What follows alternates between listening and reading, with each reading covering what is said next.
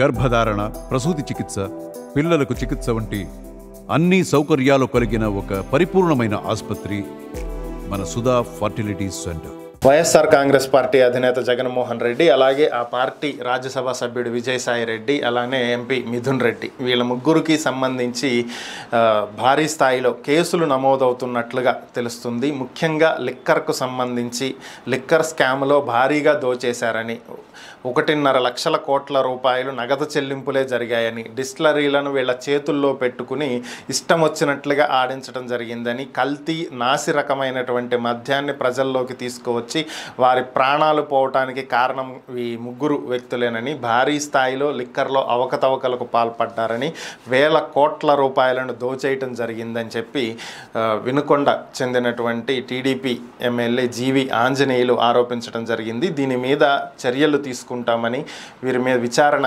జరిపించి అవసరమైతే ఆధారాలు ఉంటే వీళ్ళ ముగ్గురి మీద కంప్లైంట్లు నమోదు చేయటం, అలాగే కేసులు నమోదు చేయటం కూడా జరుగుతుంది, చట్టం ముందు నిలబెట్టడం జరుగుతుంది అనేది ఆయన చెప్తున్నటువంటి అంశం.